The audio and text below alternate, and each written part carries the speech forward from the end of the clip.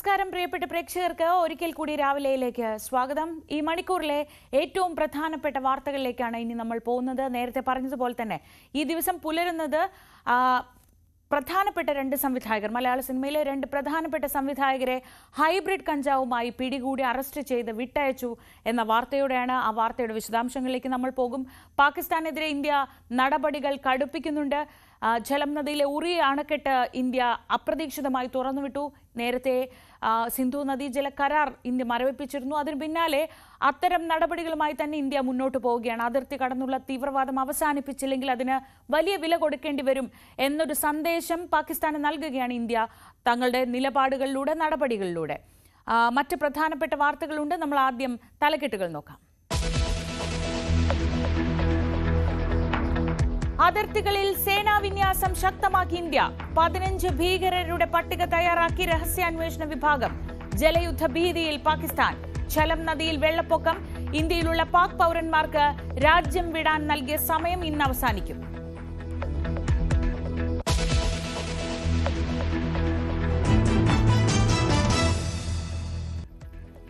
ഭീകരാക്രമണത്തിൽ നടത്തിയവരുടെ കൂടുതൽ ദൃശ്യങ്ങൾ ന്യൂസ് 18. ദൃശ്യങ്ങൾ മലയാളി വിനോദസഞ്ചാരി പകർത്തിയത്.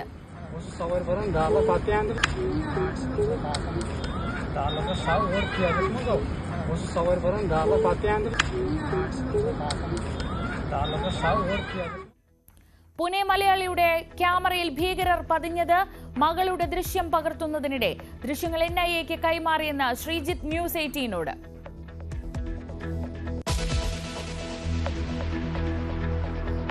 കൊച്ചിയിൽ ഹൈബ്രിഡ് കഞ്ചാവുമായി സംവിധായകർ പിടിയിൽ. അറസ്റ്റിലായത് ഖാലിദ് റഹ്മാനും അഷ്റഫ് ഹംസയും. പിടികൂടിയത് എക്സൈസ് സ്പെഷ്യൽ സ്ക്വാഡ്.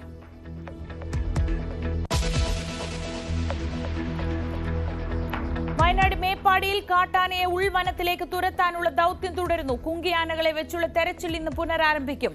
കുങ്കിയാനകളുടെ സാന്നിധ്യം മനസ്സിലാക്കിയ ആന വനമേഖലയിലേക്ക് മാറിയെന്ന് നിഗമനം.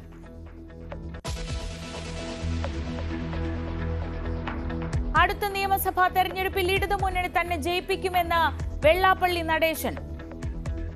BJP പിടിക്കുന്ന ഓരോ വോട്ടും കോൺഗ്രസിനെ തോൽപ്പിക്കും. അതുകൊണ്ടല്ല അടുത്ത ഭരണവും ഇടതുപക്ഷം തന്നെ ഭരിക്കുമെന്ന് ഞാൻ ശക്തമായി ഇപ്പോഴും നാളെ ഇന്നലെയും പറഞ്ഞതിന്റെ കാരണം എന്താണ്? ഭരണം കിട്ടാൻ ഏതറ്റം വരെയും പോകുന്നവരാണ് മുസ്ലിം ലീഗ്. ലീഗ് ഇടതുമുന്നണിയിൽ ചേർന്നാൽ തന്നെ പോലുള്ളവർ ആത്മഹത്യ ചെയ്യേണ്ടി വരുമെന്നും SNDP Yogam general secretary. News 18 the പോളിഗ്രാഫി.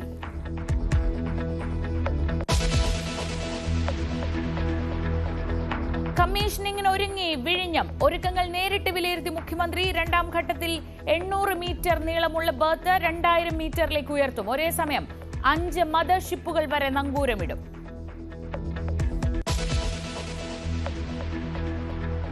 പുതിയ മാർപ്പാപ്പയെ തെരഞ്ഞെടുക്കാനുള്ള തയ്യാറെടുപ്പിലേക്ക് വത്തിക്കാൻ. ഇന്ന് മേരി മേജർ ദേവാലയത്തിൽ കർദിനാൾമാരുടെ പ്രഥമ ശുശ്രൂഷ. കോൺക്ലേവ് മുന്നോടിയായുള്ള ചർച്ചകൾ ആരംഭിക്കും.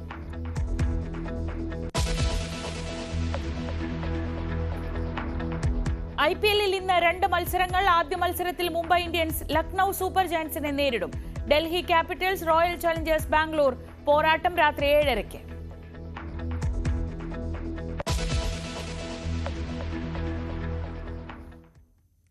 കടുപ്പിച്ച് ഇന്ത്യ.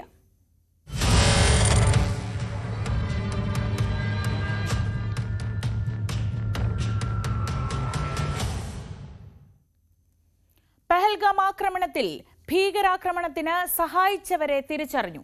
അന്വേഷണ ഏജൻസികൾ 15 പേരെയാണ് തിരിച്ചറിഞ്ഞിട്ടുള്ളത്. ഇവരിൽ 3 പേർ കസ്റ്റഡിയിലുണ്ട്. വിവരങ്ങളുമായി ER രാകേഷ് ന്യൂസ് ഡെസ്കിൽ നിന്ന്. Rakesh, good morning. ആക്രമണം നടത്തിയവർക്ക് പുറമെ ആരൊക്കെയാണ് ഇതിനു വേണ്ട സഹായങ്ങൾ ചെയ്തത് എന്ന് കൃത്യമായി ഒരു പട്ടിക തന്നെ ഇപ്പോൾ കേന്ദ്രം തയ്യാറാക്കിയിരിക്കുകയാണ്. എന്തൊക്കെ വിവരങ്ങളാണ് ഇതുമായി ബന്ധപ്പെട്ട് ഇപ്പോൾ പുറത്തു വരുന്നത്? Sreeja, good morning. പഹൽഗാം ആക്രമണം ഉണ്ടായ ഘട്ടത്തിൽ തന്നെ ഉയർന്നൊരു ചോദ്യമാണ്, പ്രാദേശിക സഹായമില്ലാതെ ഇത്രയും വലിയൊരു ആക്രമണം നടത്താൻ കഴിയുമോ എന്ന ചോദ്യം പല കോണുകളിൽ നിന്ന് ഉയർന്നിരുന്നു. അന്വേഷണ ഏജൻസികളും അത്തരം സംശയങ്ങൾ ഉന്നയിച്ചിരുന്നു. ഏതായാലും ഇപ്പോൾ അന്വേഷണ ഏജൻസികൾ വ്യക്തമാക്കുന്നത് ഇത്തരത്തിൽ പ്രാദേശിക സഹായം ലഭിച്ചിട്ടുണ്ട് എന്നുള്ളത് തന്നെയാണ്. കാരണം 15 പേർ ഇത്തരത്തിൽ ഈ ഭീകരരെ സഹായിച്ചു എന്നാണ് അന്വേഷണ സംഘം വ്യക്തമാക്കുന്നത്. അതിൽ 3 പേർ കസ്റ്റഡിയിലുണ്ട് എന്നുകൂടി ഇപ്പോൾ അന്വേഷണ സംഘം സ്ഥിരീകരിക്കുകയാണ്. മറ്റു 2 പേരുടെ കസ്റ്റഡി ഉടൻ ഉണ്ടാകുമെന്നും അന്വേഷണ സംഘം വ്യക്തമാക്കുന്നുണ്ട്. ഈ പറയുന്ന 5 പേരും ഈ ആക്രമണം നടന്ന ദിവസം പഹൽഗാമിൽ ഈ ബൈസരൻ വാലിക്ക് സമീപം ഉണ്ടായിരുന്നു എന്നാണ് അന്വേഷണ സംഘം പറയുന്നത്. എല്ലാ തരത്തിലുള്ള സഹായവും ഇവർ ഭീകരർക്ക് നൽകിയിട്ടുണ്ട്. മാത്രവുമല്ല, ഇതുമായി ബന്ധപ്പെട്ട കൃത്യമായ തെളിവുകൾ ശേഖരിച്ചിട്ടുണ്ട് എന്നുകൂടി അന്വേഷണ സംഘം വ്യക്തമാക്കുന്നു. മറ്റു 10 പേർക്കായുള്ള തെരച്ചിൽ ഈ ഘട്ടത്തിൽ ഊർജിതമായി തുടരുന്നു എന്ന് തന്നെയാണ് അന്വേഷണ സംഘം സ്ഥിരീകരിക്കുന്നത്. മാത്രവുമല്ല, ഇവരെല്ലാവരും തന്നെ തെക്കൻ കശ്മീരിൽ നിന്നുള്ള ആളുകളാണ് എന്ന് തന്നെയാണ് പറയുന്നത്. അങ്ങനെ അന്വേഷണം വലിയ രീതിയിൽ പുരോഗമിക്കുകയാണ്. കാരണം സാധാരണഗതിയിൽ ഇത്തരത്തിൽ പ്രാദേശിക സഹായമില്ലാതെ എങ്ങനെ ഇത്ര കൃത്യമായ ആസൂത്രണത്തോടു കൂടി ഈ സുരക്ഷാ സേന ഇല്ലാത്ത സ്ഥലം നോക്കി ആക്രമണം നടത്തിയെന്ന ചോദ്യം പല കോണുകളിൽ നിന്ന് ഉയർന്നതാണ്. ഈ ഒരു ഘട്ടത്തിലാണ് ഇപ്പോൾ ഏതായാലും പ്രാദേശിക സഹായമുണ്ട് എന്നിപ്പോൾ അന്വേഷണ സംഘം തന്നെ സ്ഥിരീകരിച്ചിരിക്കുന്നത്. 15 പേരുടെ വിവരങ്ങളാണ് ഇപ്പോൾ അന്വേഷണ സംഘത്തിന് ലഭിച്ചിട്ടുള്ളത്. ഏതാണ്ട് 100-ലധികം പേരെ ചോദ്യം ചെയ്തു. ഇതിൽ നിന്നാണ് ഈ 15 പേരുടെ പങ്ക് സ്ഥിരീകരിക്കുന്നത് എന്നാണ് ഇപ്പോൾ അന്വേഷണ സംഘം വ്യക്തമാക്കുകയും ചെയ്യുന്നത്. ശ്രീജ, ഇതോടൊപ്പം രാകേഷ്, ഒരു പ്രധാനപ്പെട്ട കാര്യം, ഇന്ത്യയിൽ ഉള്ള പാക് പൗരന്മാർക്ക് രാജ്യം വിടാൻ നൽകിയ സമയം ഇന്ന് അവസാനിക്കുകയാണ്. ഈ അടിയന്തരമായി ഇവരെ തിരിച്ചയക്കണമെന്ന് എല്ലാ സംസ്ഥാനങ്ങളിലേക്കും നിർദ്ദേശം നൽകിയിട്ടുണ്ട്. ഇത് ഏത് തരത്തിലായിരിക്കും ഉറപ്പുവരുത്തുക? എന്തൊക്കെയാണ് അതുമായി ബന്ധപ്പെട്ട വിവരങ്ങൾ? ശ്രീജ, ഇന്ത്യ ഈ പഹൽഗാം ആക്രമണത്തിന് ശേഷം പലവിധ നടപടികൾ പാകിസ്ഥാനെതിരെ കൈക്കൊണ്ടിരുന്നു. അതിൽ ഒന്ന് നയതന്ത്ര തലത്തിലുള്ള നടപടികളാണ്. അങ്ങനെ ഏതാണ്ട് 5 തലത്തിലുള്ള നടപടികൾ കൈക്കൊണ്ടിരുന്നു. ഒന്ന്, സിന്ധു നദീജല കരാർ സസ്പെൻഡ് ചെയ്തായിരുന്നു. ഒന്ന്, മറ്റൊന്ന് വിസ റദ്ദാക്കിക്കൊണ്ടുള്ള നടപടിയായിരുന്നു. ഏതായാലും അതിന് നിശ്ചയിച്ച സമയപരിധിയാണ് ഇന്ന് അവസാനിക്കുന്നത്. മെഡിക്കൽ വിസ ഒഴികെയുള്ള വിസകളൊക്കെ തന്നെ ഇന്ന് അവസാനിക്കുകയാണ്. സ്വാഭാവികമായും ഇതിനു മുമ്പ് തന്നെ മടങ്ങിപ്പോകണം എന്നുള്ളതാണ് നിർദ്ദേശം. അല്ലാത്തവർക്കെതിരെ മറ്റു തരത്തിലുള്ള നടപടികളിലേക്ക് കടക്കാൻ തന്നെയാണ് തീരുമാനം. കാരണം ഇതിനോടകം തന്നെ കേന്ദ്ര സർക്കാർ ഈ പ്രഖ്യാപനത്തിന് ശേഷം അതിൻ്റെ തുടർ നടപടികൾ ഉറപ്പുവരുത്താൻ ചില യോഗങ്ങളൊക്കെ തന്നെ ചേർന്നിരുന്നു. കേന്ദ്ര ആഭ്യന്തരമന്ത്രി അമിത്ഷാ സംസ്ഥാനങ്ങൾക്ക് ഇതുമായി ബന്ധപ്പെട്ട നിർദ്ദേശങ്ങളൊക്കെ തന്നെ നൽകിയിരുന്നു. സംസ്ഥാനങ്ങൾ പട്ടിക കൈമാറിക്കൊണ്ട് അതിൻ്റെ തുടർ നടപടികൾ കൈക്കൊള്ളണം, അവരെ തിരിച്ചയക്കാനുള്ള നടപടികൾ സ്വീകരിക്കണം നിർദ്ദേശമൊക്കെ നൽകിയിരുന്നു. കേരളത്തിലടക്കമുള്ള കണക്കുകൾ കഴിഞ്ഞ ദിവസം പുറത്തു വന്നതാണ്. 104 പേരാണ് പാകിസ്ഥാനിൽ നിന്നുള്ള പൗരന്മാർ കേരളത്തിൽ കഴിയുന്നത്. ഇതിൽ 8 പേർ കഴിഞ്ഞ ദിവസം തന്നെ മടങ്ങിയിരുന്നു. ബാക്കിയുള്ളവരൊക്കെ മടങ്ങേണ്ടതുണ്ട്. ആന്ധ്രാപ്രദേശിൻ്റെ കണക്കുകളും കഴിഞ്ഞ ദിവസം വന്നതാണ്. 250 പേരാണ് ആന്ധ്രാപ്രദേശിൽ പാക് പൗരന്മാരായുള്ളത്. അവരും ഉടൻ മടങ്ങേണ്ടി വരും. അല്ലാത്തവർക്കെതിരെ മറ്റു തരത്തിലുള്ള നടപടികളിലേക്ക് കടക്കും എന്നാണ് സർക്കാർ അറിയിച്ചിട്ടുള്ളത്. ഏതായാലും അട്ടാരി ചെക്ക് പോസ്റ്റിലൊക്കെ തന്നെ ഇപ്പോൾ കാണാവുന്നതാണ് ഈ അതിർത്തി കടക്കുന്ന ആളുകളുടെയൊക്കെ തന്നെ തിരക്ക് കാണാവുന്നതാണ്. കാരണം ഈ വിഭജന കാലത്തൊക്കെ തന്നെ ഇന്ത്യയിലും പാകിസ്ഥാനുമായി അകപ്പെട്ടു പോയ ആളുകളുണ്ട്. മാത്രവുമല്ല, പാകിസ്ഥാനിൽ നിന്ന് ഇന്ത്യയിൽ അഭയം പ്രാപിച്ച ആളുകളുണ്ട്. അവർക്കൊക്കെ തന്നെ പലപ്പോഴായി മടങ്ങേണ്ടി വരുന്ന ഒരു സാഹചര്യമാണ് ഇപ്പോൾ ഏതായാലും ഈ തീരുമാനത്തോടു കൂടി ഉണ്ടായിരിക്കുന്നത്. ഏതായാലും അത്തരത്തിൽ പല നടപടികളും നടത്തുന്നുണ്ട്. സൈനികമായി മാത്രമല്ല, നയതന്ത്ര തലത്തിലുള്ള നടപടികളും തുടരുകയും ചെയ്യുന്നുണ്ട്. കാരണം നയതന്ത്ര തലത്തിലുള്ള നീക്കങ്ങളുടെ ഭാഗമായാണ് ഈ സിന്ധു നദി കരാർ സസ്പെൻഡ് ചെയ്യാനുള്ള തീരുമാനം കൈക്കൊണ്ടതും അതിൻ്റെ തുടർ നടപടികളിലേക്കൊക്കെ തന്നെ കടന്നുകൊണ്ട് ഒരു തുള്ളി വെള്ളം പോലും നൽകില്ലെന്ന് വ്യക്തമാക്കുകയും ചെയ്തു. അങ്ങനെ 5 പ്രധാനപ്പെട്ട തീരുമാനങ്ങളാണ് കേന്ദ്ര സർക്കാർ കൈക്കൊണ്ടിരിക്കുന്നത്. അതിലൊന്ന് ഇപ്പോൾ നമ്മൾ സൂചിപ്പിച്ച വിസ കാലാവധി തന്നെയാണ്. അതേതായാലും ഇന്ന് അവസാനിക്കുകയാണ്. മെഡിക്കൽ വിസകളാണ് ഈ 2 ദിവസം കൂടി കാലാവധി ബാക്കിയുള്ളത്. ശ്രീജ, ശരി. രാകേഷാണ് വിവരങ്ങൾ നൽകിയത് ന്യൂസ് ഡെസ്കിൽ നിന്ന്. ഇന്ത്യ മുന്നറിയിപ്പില്ലാതെ ജലനദിയിലെ വെള്ളം തുറന്നുവിട്ട് പാക് അധീന കശ്മീരിലെ മുസാഫറാബാദിൽ വെള്ളപ്പൊക്കമുണ്ടാക്കിയതായി പാകിസ്ഥാൻ. ശനിയാഴ്ച ഉച്ചയ്ക്ക് മുന്നറിയിപ്പില്ലാതെ ഇന്ത്യ വെള്ളം തുറന്നുവിടുകയായിരുന്നുവെന്ന് നാട്ടുകാർ പറഞ്ഞു. ചകോത്തി അതിർത്തി മുതൽ മുസാഫറാബാദ് വരെ ജലനദിയിൽ വലിയ തോതിൽ ജലനിരപ്പ് ഉയർന്നു. നദിക്കരയിൽ താമസിക്കുന്നവർ സുരക്ഷിത കേന്ദ്രങ്ങളിലേക്ക് മാറാൻ പ്രാദേശിക ഭരണകൂടം നിർദ്ദേശം നൽകി. സിന്ധു നദീജല കരാർ മരവിപ്പിച്ചതിന് പിന്നാലെയാണ് ഇന്ത്യയുടെ നടപടിയെന്നാണ് കരുതുന്നത്. കശ്മീരിൽ തീവ്രവാദികളുടെ വീടുകൾ പ്രാദേശിക ഭരണകൂടം തകർക്കുന്നത് തുടരുകയാണ്. തീവ്രവാദികൾക്ക് പ്രദേശവാസികളായവരിൽ നിന്ന് സഹായം ലഭിക്കാതിരിക്കാൻ വേണ്ടിയാണ് ഇത്. ലഷ്കർ ഭീകരൻ ഫറൂഖ് തിദിവായുടെ കുപ്വാരയിലെ വീട് തകർക്കുന്നതിന്റെ ദൃശ്യങ്ങൾ പുറത്തുവന്നു.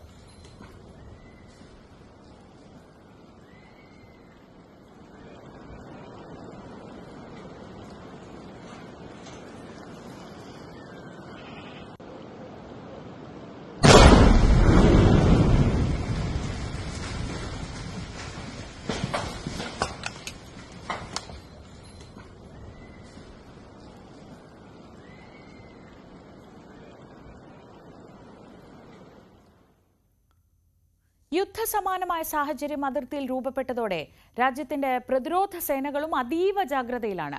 കരസേനാ മേധാവി ഉപേന്ദ്ര ദ്വിവേദി പ്രതിരോധ മന്ത്രി രാജ്നാഥ് സിംഗുമായി കൂടിക്കാഴ്ച നടത്തി. ഇന്നലെ കരസേനാ മേധാവി കശ്മീരിൽ സന്ദർശനം നടത്തിയതിന് പിന്നാലെയാണ് കൂടിക്കാഴ്ച. ഇതിനിടെ കശ്മീരിലെ വിവിധയിടങ്ങളിൽ തീവ്രവാദികൾക്ക് വേണ്ടിയുള്ള തെരച്ചിൽ തുടരുകയാണ്.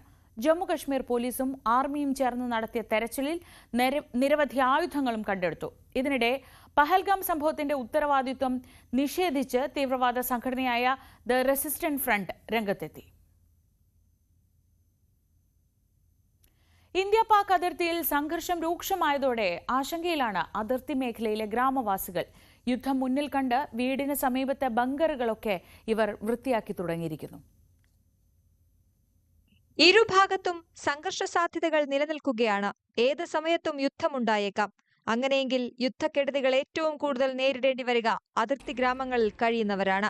പാകിസ്ഥാൻ തിരിച്ചടിച്ചാൽ ഷെല്ലാക്രമണത്തിൽ നിന്ന് രക്ഷ തേടാനുള്ള മാർഗം തേടുകയാണ് കശ്മീരിലുള്ള ഗ്രാമവാസികൾ.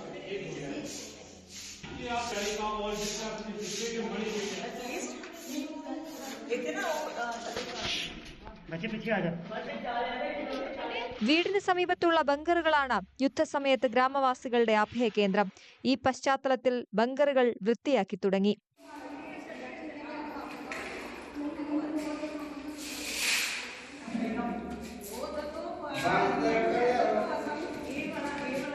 ഏറെക്കാലമായി ശാന്തമായിരുന്നു ഇന്ത്യ പാക് അന്താരാഷ്ട്ര അതിർത്തി മേഖല. 2018 മുതൽ ഈ ബങ്കറുകൾ പ്രദേശവാസികൾക്ക് ഉപയോഗിക്കേണ്ടി വന്നിട്ടില്ല. യുദ്ധസമയത്ത് സാധാരണ ജനങ്ങളെ കടന്നാക്രമിക്കുന്ന രീതി പാകിസ്ഥാന് പലപ്പോഴും ഉണ്ടെന്നാണ് നാട്ടുകാർ പറയുന്നത്. बॉर्डर वासियों को देख के हिंदुस्तान के हाथ कहीं बंद ना जाए, उस बात को ध्यान में रखते हम अपने आप को प्रिपेयर कर रहे हैं कि इन फ्यूचर अगर कुछ भी होता है तो ये बंकर हमारा सेफर जोन है. हम लोग इसमें अपने आप को, अपने लोगों को सेफ कर सकते हैं. तो अगर आप लोगों को डरने की जरूरत नहीं है. भारत को आगे बढ़ना चाहिए और भारत को अब आर पार का काम करना चाहिए, क्योंकि कब तक निहत्थे लोगों की मौत देखेंगे, कब तक जवानों की शहादत देखेंगे. बहुत हो गया. अब बस ये आर पार का होना चाहिए और पूरे बॉर्डर वासी अपने हिंदुस्तान के साथ. വീണ്ടും സമാധാനാന്തരീക്ഷം ഉണ്ടാകുമെന്ന പ്രതീക്ഷയിലാണ് ഇവിടുത്തെ ജനങ്ങൾ. News desk, news 18. പഹൽഗാം ഭീകരവാദികളുടെ ചിത്രം മൊബൈൽ ക്യാമറയിൽ തെളിഞ്ഞു. മലയാളി വിനോദസഞ്ചാരിയുടെ ക്യാമറയിലാണ് അവിചാരിതമായും അപ്രതീക്ഷിതമായും ഈ ഭീകരവാദികളുടെ ചിത്രങ്ങൾ പതിഞ്ഞത്. വെടിവെപ്പുണ്ടായ ദിവസം പഹൽഗാമിൽ സ്വന്തം മകളുടെ ദൃശ്യം പകർത്തുന്നതിനിടെയാണ് ഈ വെടിവെപ്പ് നടത്തിയ ഭീകരരുടേത് എന്ന് സംശയിക്കുന്ന ദൃശ്യങ്ങൾ ക്യാമറയിൽ പതിഞ്ഞത്.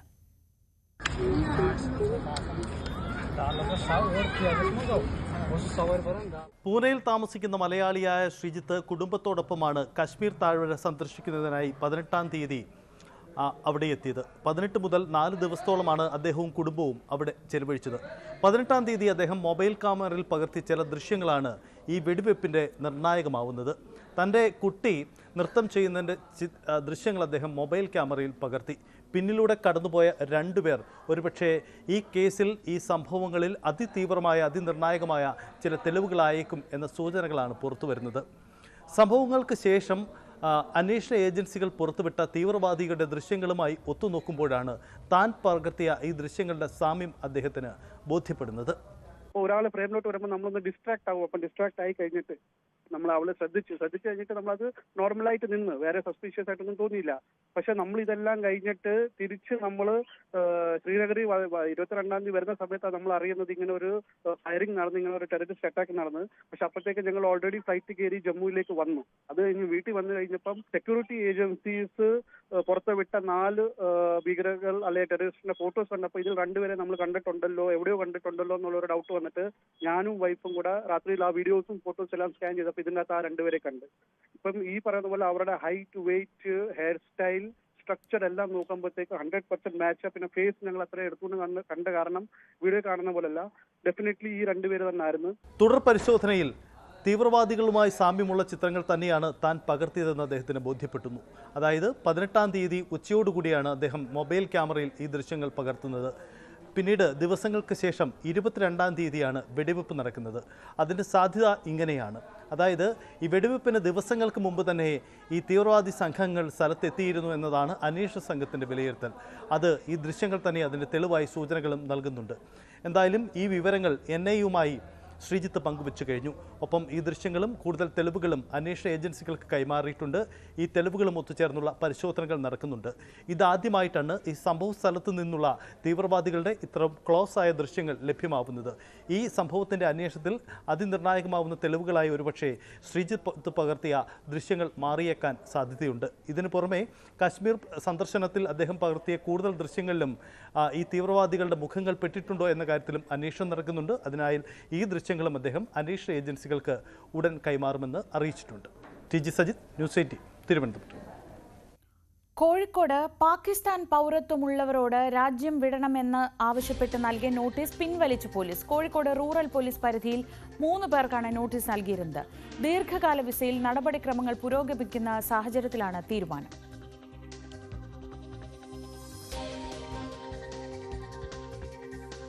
MS അനീഷ് കുമാർ വിവരങ്ങളുമായി. അനീഷ്, ഈ എത്രയോ വർഷങ്ങളായി കേരളത്തിൽ, ഇന്ത്യയിൽ ജീവിക്കുന്ന അവർക്ക് നൽകിയ നോട്ടീസിനെ കുറിച്ചുള്ള വാർത്തകളും അവരുടെ ആശങ്കകളും ഒക്കെ കഴിഞ്ഞ ദിവസങ്ങളിൽ പുറത്തു വന്നിരുന്നു. ഇപ്പോൾ എന്ത് നടപടിയാണ് ഈ വിഷയത്തിൽ പോലീസ് സ്വീകരിച്ചിട്ടുള്ളത്? ശ്രീജ, പഹൽഗാം ഭീകരാക്രമണത്തിന്റെ പശ്ചാത്തലത്തിലാണ് പാകിസ്ഥാൻ പൗരന്മാർക്കുള്ള വിസ റദ്ദാക്കുന്ന നടപടികൾ ഇന്ത്യയുടെ ഭാഗത്തുനിന്നും ഉണ്ടായത്. ഇത്തരത്തിൽ ലഭിച്ച നിർദ്ദേശത്തിന്റെ അടിസ്ഥാനത്തിലാണ് കൊയിലാണ്ടിയിൽ താമസിക്കുന്ന ഹംസ, വടകര വൈക്കിലേശ്ശേരിയിൽ താമസിക്കുന്ന ഖമറുന്നിസ, ഒപ്പം സഹോദരി അസ്മ എന്നിവർക്ക്, ഇങ്ങനെ 3 പേർക്ക് കോഴിക്കോട് റൂറൽ പോലീസിന്റെ പരിധിയിൽ ഈ നാട് വിട്ടു പോകണം, അല്ലെങ്കിൽ ഇന്ത്യയിൽ നിന്ന് മടങ്ങണം എന്ന് ചൂണ്ടിക്കാട്ടിയുള്ള നോട്ടീസ് ലഭിച്ചത്. എന്നാൽ വർഷങ്ങളായി തന്നെ കേരളത്തിൽ താമസിക്കുന്ന ആളുകളാണ്, കേരളത്തിൽ ജനിച്ചു വളർന്ന ആളുകളാണ്. ജോലി ആവശ്യത്തിനും മറ്റുമായി പാകിസ്ഥാനിലേക്ക് പോവുകയും പ്രത്യേക സാഹചര്യങ്ങളിൽ പാകിസ്ഥാൻ പാസ്പോർട്ട് എടുക്കേണ്ടി വരികയും ചെയ്തവരാണ്. എന്നാൽ അവർ ജോലി അവസാനിപ്പിച്ച് കേരളത്തിലേക്ക് മടങ്ങുകയും ഇവിടെ മക്കളോടും ഭാര്യയോടും കൊച്ചുമക്കളോടുമൊക്കെ ഒത്ത് ജീവിക്കുന്ന ഒരു സാഹചര്യമായിരുന്നു. അതിനുശേഷം അവർ ഈ വിസ നടപടിക്രമങ്ങളുടെ ഭാഗമായി ലോങ് വിസയ്ക്ക് അപേക്ഷ നൽകുകയും രാജ്യത്ത് തുടരാൻ അനുവദിക്കണമെന്ന് ആവശ്യപ്പെട്ട് ഹൈക്കോടതിയിലടക്കം ഹർജി നൽകുകയും ചെയ്യുന്ന ഒരു സാഹചര്യമുണ്ടായി. പക്ഷേ സാങ്കേതിക നടപടിക്രമങ്ങളിൽ കുരുങ്ങിയാണ് ഇവരുടെ വിസ നടപടികൾ റദ്ദാക്കുന്ന ഒരു സാഹചര്യം ഉണ്ടാവുകയും അല്ലെങ്കിൽ ഇവർക്ക് പൗരത്വം ലഭിക്കാതിരിക്കുകയും ചെയ്യുന്നൊരു സാഹചര്യം ഉണ്ടായത്. പാകിസ്ഥാനിലേക്ക് പോയാൽ അവിടെ യാതൊരു തരത്തിലുമുള്ള ഈ ഒരു ജോലിക്കാരായി അവിടെ ജോലി ചെയ്തു എന്നതിനപ്പുറം മറ്റൊരു ബന്ധങ്ങളും പാകിസ്ഥാനിലുമില്ല. ഇന്ത്യയിൽ ആണ് അവർ ജനിച്ചു വളർന്നത്. കൊയിലാണ്ടി സ്വദേശിയായ ഹംസ കൊയിലാണ്ടിയിൽ തന്നെ ജനിച്ച് വളർന്ന് പഠിച്ച ആളാണ്. അതിനുശേഷം ജോലി ആവശ്യത്തിനായി പോയി മടങ്ങി ഇന്ത്യയിലേക്ക് എത്തുന്ന സാഹചര്യമുണ്ടായി. അതുകൊണ്ട് പാകിസ്ഥാനിലെ പൗരന്മാരായി പാക് സർക്കാർ അംഗീകരിക്കുന്നില്ല, ഇന്ത്യയിലെ പൗരനായി ഇന്ത്യയിലും അംഗീകരിക്കാത്ത ഒരു അവസ്ഥയിലാണ് ഉണ്ടായിരുന്നത്. എന്തായാലും ഇവർക്ക് ഇന്നലെയാണ് പോലീസ് നോട്ടീസ് നൽകിയത്. ഈ നോട്ടീസ് പിന്നീട് വിശദമായ പരിശോധനകളുടെ അടിസ്ഥാനത്തിൽ ഇപ്പോൾ പിൻവലിച്ചിരിക്കുകയാണ് പോലീസ്. ഏറ്റവും പ്രധാനപ്പെട്ട കാര്യമായി ചൂണ്ടിക്കാണിക്കുന്നത് ഇവർ ലോങ് വിസയ്ക്കുള്ള അപേക്ഷകൾ ചെയ്തിരുന്നു. അതിന്റെ നടപടിക്രമങ്ങൾ മുന്നോട്ട് പോയിക്കൊണ്ടിരിക്കുന്ന ഒരു സാഹചര്യമുണ്ട്. ആ ഒരു സാഹചര്യം പരിഗണിച്ചാണ് നോട്ടീസ് പിൻവലിച്ചിരിക്കുന്നത്. ഒപ്പം ഈ ഹൈക്കോടതിയിലും മറ്റും ഇവർ സമീപിച്ചിരുന്നു. ഹൈക്കോടതിയിൽ കേസ് നടപടികൾ വളരെ ദീർഘകാലമായി മുന്നോട്ട് പോകുന്ന ഒരു കാര്യവുമുണ്ട്. അതുകൊണ്ട് ഈ 2 കാര്യങ്ങൾ പരിഗണിച്ചാണ് നോട്ടീസ് പിൻവലിച്ചിരിക്കുന്നത്. എന്തായാലും 79 വയസ്സുള്ള ആളാണ് ഹംസ, അതുപോലെ തന്നെ പ്രായമുള്ള ആളുകളാണ് മറ്റു 2 പേരും. എന്തായാലും മാനുഷിക പരിഗണനയോട് കണക്കിലെടുത്താണ് ഇപ്പോൾ വിസ നടപടികൾ പുരോഗമിക്കുന്ന സാഹചര്യത്തിൽ ഈ നോട്ടീസ് പിൻവലിച്ചിരിക്കുന്നത്. ശ്രീജ, അനീഷാണ് വിവരങ്ങൾ നൽകിയത്. കോഴിക്കോട് പാക് പൗരത്വമുള്ള പാകിസ്ഥാൻ പാസ്പോർട്ടുള്ള ആൾക്ക് നൽകിയ നോട്ടീസ് ഇപ്പോൾ പിൻവലിച്ചിരിക്കുകയാണ്. മറ്റു വാർത്തകളിലേക്ക് നമുക്ക് വളരെ പെട്ടെന്ന് മടങ്ങിയെത്താം ഇടവേളയ്ക്ക് ശേഷം.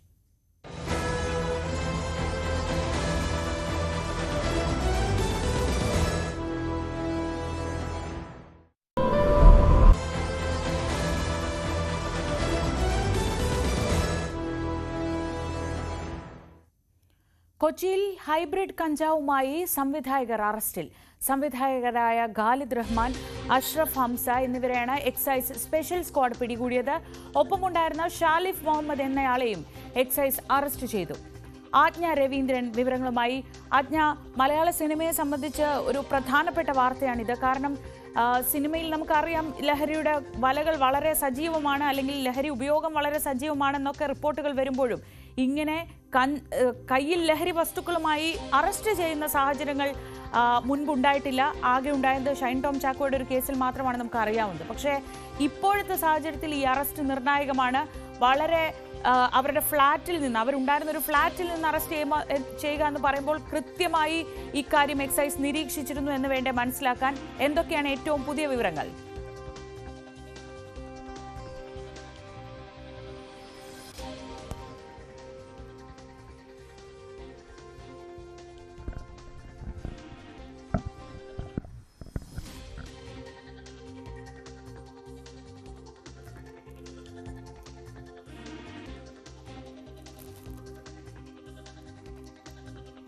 മലയാള സിനിമയിലെ ഏറ്റവും സജീവമായി നിൽക്കുന്ന 2 സംവിധായകരെയാണ് ഇപ്പോൾ ഇന്ന് പുലർച്ചെയോടെ എക്സൈസ് സംഘം അറസ്റ്റ് ചെയ്ത് വിട്ടയച്ചത്.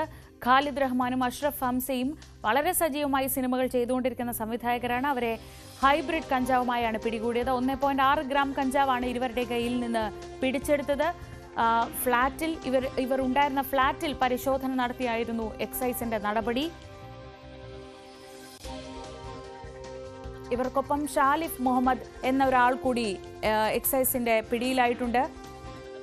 ആജ്ഞ തുടരുന്നുണ്ട്. ആജ്ഞ, ഞാൻ ചോദിച്ചത് ഇത് വളരെ പ്രധാനപ്പെട്ടതാണ്. മലയാള സിനിമയിലെ ലഹരി ഉപയോഗത്തെക്കുറിച്ചൊക്കെയുള്ള വാർത്തകൾക്കിടയിൽ ഈ ലഹരിയുമായി നേരിട്ട് ലഹരി കയ്യിൽ നിന്ന് പിടികൂടുക എന്ന് പറയുമ്പോൾ അത് എക്സൈസിനെ സംബന്ധിച്ചൊരു പ്രധാനപ്പെട്ട കാര്യമാണ്.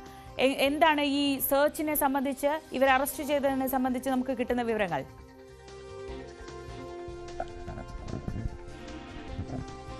ശ്രീജ, മലയാളത്തിലെ തന്നെ 2 പ്രമുഖരായ സംവിധായകർ തന്നെയാണ് ഈ കഞ്ചാവുമായി പിടിയിലായിരിക്കുന്നത്. 1.6 ഗ്രാം ഹൈബ്രിഡ് കഞ്ചാവാണ് ഇവരിൽ നിന്ന് പിടിച്ചെടുത്തത്. കൊച്ചിയിലെ ഇവരുടെ ഫ്ളാറ്റിൽ നിന്നുമാണ് കഞ്ചാവ് പിടിച്ചെടുത്തത്. ഇതിൽ നിന്ന് ഈ കൃത്യമായ ഇൻഫർമേഷനോട് കൂടിയിട്ടാണ് എക്സൈസ് സംഘം ഈ റെയ്ഡുമായി ബന്ധപ്പെട്ട് നടത്തിയിട്ടുള്ളത് എന്നാണ് മനസ്സിലാക്കാൻ കഴിയുന്നത്.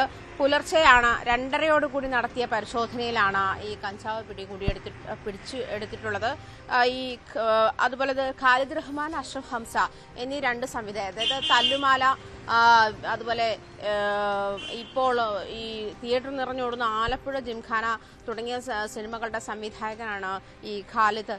അതുപോലെ തന്നെ നമുക്ക് വളരെ മികച്ച സിനിമകൾ സംവിധാനം ചെയ്തിട്ടുള്ള ഭീമന്റെ വഴി ഉൾപ്പെടെയുള്ള സിനിമകൾ സംവിധാനം ചെയ്തിട്ടുള്ള അഷ്റഫ് ഹംസയുമാണ് മറ്റൊരാളും പിടിയിലായിട്ടുള്ളത്. സിനിമാ മേഖലയിലെ ലഹരി ഉപയോഗത്തിന്റെ വ്യാപനം ഇത്ര തീവ്രമായ തോതിലാണ് എന്നുള്ള നിരീക്ഷണങ്ങൾ അടുത്തിടെ വന്നുകൊണ്ടിരിക്കുന്ന സാഹചര്യത്തിലാണ് ഇത്തരത്തിലുള്ള, അതായത് മലയാളത്തിലെ തന്നെ പ്രമുഖ സിനിമകളൊക്കെ സംവിധാനം ചെയ്തിട്ടുള്ളവരൊക്കെ തന്നെ ഇതിന്റെ പേരിൽ അറസ്റ്റിലാകുന്ന ഒരു സാഹചര്യം ഉണ്ടായതുകൊണ്ട് തന്നെ കഴിഞ്ഞ ദിവസങ്ങളിലൊക്കെ തന്നെ കുറച്ച് ദിവസങ്ങളായി നടന്നു വരുന്ന ചർച്ചയിൽ സിനിമാ മേഖലയിലെ ഈ ലഹരി ഉപയോഗത്തിന്റെ ഭാഗമായിട്ട് തന്നെയാണ് അതിന്റെ പേരിലുള്ള നടപടികൾ ഉൾപ്പെടെ ഷൈൻ ടോം ചാക്കോ ഉൾപ്പെടെയുള്ള ആളുകൾ നേരിടുന്ന സാഹചര്യത്തിൽ, വിവിധ സംഘടനകളുടെ പരാതികൾ നിലനിൽക്കുന്ന സാഹചര്യത്തിൽ, അല്ലെങ്കിൽ ഫിലിം ചേംബറിൽ 7 സിനിമാ സംഘടനകൾ ഉൾപ്പെടെ ഉള്ള നടപടികളൊക്കെ ഫിലിം ചേംബർ കോർഡിനേറ്റ് ചെയ്യുന്ന ഒരു സാഹചര്യത്തിൽ ഇത്തരം സാഹചര്യങ്ങളൊക്കെ വിലയിരുത്തുമ്പോൾ ഒരു സിനിമാ മേഖലയിലേക്ക് കൂടുതൽ നടപടികൾ ആവശ്യമാണ്, അല്ലെങ്കിൽ കൂടുതൽ നിരീക്ഷണങ്ങൾ ആവശ്യമാണ് എന്നുള്ള സൂചകങ്ങളാണ് ഇതിൽ നിന്നും വ്യക്തമാകുന്നത്. അതായത് മലയാളത്തിലെ പ്രമുഖരായ 2 സംവിധായകർ ഈ പറഞ്ഞതുപോലെ അളവ് വളരെ കുറവാണെങ്കിൽ പോലും ഒരു കുറ്റകൃത്യം തന്നെയാണ്, അല്ലെങ്കിൽ ഈ ഗണത്തിൽപ്പെടുത്താവുന്ന ഒരു വലിയ കുറ്റം തന്നെയാണ് അവരുടെ ഭാഗത്തുനിന്നും ഉണ്ടായിരിക്കുന്നത് എന്നുള്ള കാര്യത്തിൽ വ്യക്തതയുണ്ട്. അതുകൊണ്ട് തന്നെ കുറച്ചുകൂടി അലേർട്ട് ആവുന്ന ഒരു സാഹചര്യം പക്ഷേ സിനിമാ മേഖലയിൽ ഉണ്ടാകും. നേരത്തെ തന്നെ എക്സൈസ് മന്ത്രി ഇക്കാര്യം സൂചിപ്പിച്ചത് സിനിമാ മേഖല അതായത് സിനിമ സെറ്റുകൾ അത്ര പവിത്രമായ ഇടമൊന്നുമല്ല ഇങ്ങനെ പരിശോധനകൾ നടത്താതിരിക്കാൻ. അതുകൊണ്ട് തന്നെ ഏത് സമയത്തും ഇത്തരം സെറ്റുകളിലേക്കായാലും ഇത്തരം ആളുകളെ കേന്ദ്രീകരിച്ചിട്ടായാലും പരിശോധനകൾ ഉണ്ടാകുമെന്നുള്ള കാര്യത്തിൽ വ്യക്തതയുണ്ട്. അതുകൊണ്ട് തന്നെ സിനിമാ മേഖലയിൽ വ്യാപകമായിരിക്കുന്ന ലഹരി വ്യാപകമായിരിക്കുന്ന സാഹചര്യം കൂടി കണക്കിലെടുത്തുകൊണ്ടതാണ് തന്നെയാണ് ഇത്തരം പരിശോധനകൾ എന്നാണ് മനസ്സിലാക്കാൻ കഴിയുന്നത്. കൃത്യമായ ഇൻഫർമേഷന്റെ അടിസ്ഥാനത്തിലാണ് എക്സൈസ് സംഘം ഇങ്ങനൊരു നീക്കത്തിലേക്ക് പോയിട്ടുള്ളത്. എന്തായാലും ഇവർക്ക് 3 പേർക്കും സ്റ്റേഷൻ ജാമ്യം ലഭിച്ചിട്ടുണ്ട്. അത് പിടിച്ചെടുത്ത കഞ്ചാവിന്റെ അളവ് വളരെ കുറവായതുകൊണ്ടാണ്. പക്ഷേ എന്ന് കരുതി അതൊരു ലഹരി ഉപയോഗത്തിന്റെ ഭാഗമാകാതിരിക്കുകയോ അങ്ങനെയൊന്നും അല്ല എന്നുള്ള കാര്യത്തിലും വ്യക്തതയുണ്ടത്. ഗൗരവകരമായി തന്നെ കാണേണ്ടുന്ന ഒരു ക്രൈം തന്നെയാണ് ഇപ്പോൾ ഈ സംവിധായകരുടെ ഭാഗത്തുനിന്ന് ഉണ്ടായിരിക്കുന്നത്. ശ്രീജ, ആജ്ഞ, ഇനി അറിയേണ്ടത് ഈ ലഹരിയുടെ കണ്ണികളെ കുറിച്ചാണ്. കാരണം വളരെ കുറഞ്ഞ അളവിലെ പിടിച്ചെടുത്തിട്ടുള്ളൂ എങ്കിൽ പോലും ഇത് കൃത്യമായി എങ്ങനെ എത്തി, ആരാണിത് കൊടുത്തത്, ആ രീതിയിലുള്ള കാര്യങ്ങൾ കൂടി കൃത്യമായി അറിയേണ്ടതുണ്ട്. പ്രത്യേകിച്ച് മലയാള സിനിമയിൽ ലഹരി വിതരണം ചെയ്തിരുന്നു അല്ലെങ്കിൽ ലഹരി എത്തിച്ചിരുന്നു എന്ന് പറയുന്ന തസ്ലീമ എന്ന് പറയുന്ന ഒരാൾ അറസ്റ്റിലാവുകയും അവരിൽ നിന്നുള്ള അന്വേഷണം ഷൈൻ ടോം ചാക്കോയിലേക്കും ശ്രീനാഥ് ഭാസിയിലേക്കും ഒക്കെ നീണ്ടിരിക്കുന്ന ഒരു സമയമാണ്. അപ്പോഴാണ് ഇവരെ പോലെ 2 സംവിധായകർ, അതും മറ്റൊരു ഛായാഗ്രാഹകനായ സമീർ താഹിറിന്റെ ഫ്ളാറ്റിൽ നിന്ന് അറസ്റ്റിലാവുന്നത്. അപ്പോൾ ആ ഒരു നെറ്റ്വർക്ക്, ഇവരുടെ ശൃംഖല എത്രത്തോളം സജീവമാണ്, ഈ ശൃംഖലയിലേക്ക് എവിടെ നിന്നാണ് എത്തിയിട്ടുള്ളത്, അതറിയേണ്ടതുണ്ട്. അതുമായി ബന്ധപ്പെട്ട് എന്തെങ്കിലും എക്സൈസിന് വിവരങ്ങൾ ലഭിച്ചിട്ടുണ്ടോ?